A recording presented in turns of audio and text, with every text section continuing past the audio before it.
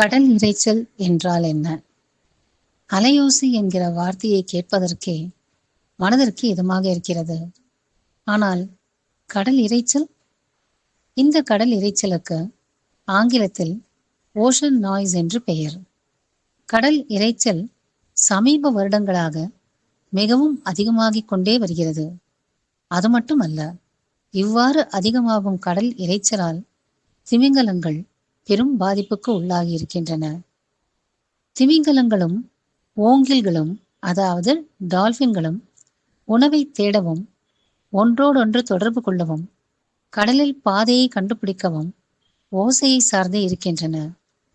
ஒரு நீல திமிங்கலத்தின் அழைப்பு பல 100 கிலோமீட்டர் தொலைவில் கேட்கும் அளவிற்கு வலுவானது. ஆனால் மனித நடவடிக்கைகள் இன்று திமிங்கலத்தின் வளமான குரலை மூழ்கடித்துக் கொண்டிருக்கிறது.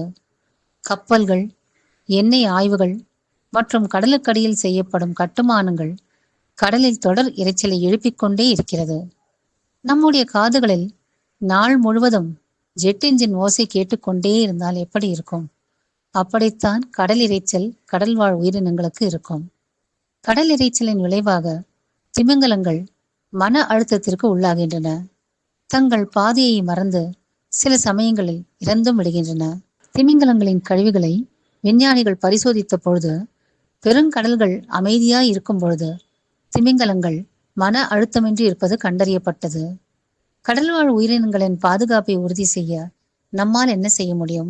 நேரடியாக கடல் இரைச்சலுக்கு காரணமான பெரும் நிறுவனங்களின் மிகப்பெரிய தொழிற்சார்ந்த நடவடிக்கைகளை நாம் தடுக்க முடியாவிட்டாலும் நம்மாலும் கடல் இரைச்சலை தடுக்க இயன்ற பணியாற்ற முடியும்.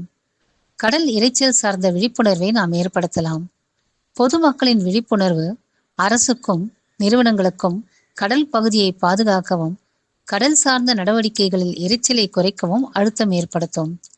சில கடல்சார் வணிக நிறுவனங்கள் திமிங்கலங்கள் இருக்கக்கூடிய பகுதிகளில் வேகத்தை மட்டுப்படுத்தவும் இரைச்சலை குறைக்கும் கருவிகளையும் பயன்படுத்துகின்றனர். இம்மாதிரியான சுற்றுச்சூழலில் அக்கறை கொண்டு செயல்படும் வணிக நிறுவனங்களை நாம் ஆதரிப்பது மற்ற நிறுவனங்களிடமும் மாற்றத்தை ஏற்படுத்தும். படகுகள் வைத்திருப்பவர்களும் கடற்பயணம் மேற்கொள்பவர்களும் வாய்ப்பிருக்கும் பொழுதெல்லாம் படகு போக்குவரத்தை குறைத்துக் கொள்ளலாம்.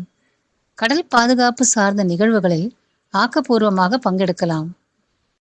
இயற்கை மற்றும் வனவிலங்கு பாதுகாப்பு குறித்த எங்கள் காணொளிகளை தொடர்ந்து காண எங்கள் சேனலுக்கு சப்ஸ்கிரைப் செய்து எங்களுக்கு ஆதரவும் ஊக்கமும் அளிக்குமாறு கேட்டுக்கொள்கிறேன். நன்றி, வணக்கம். Let nature live.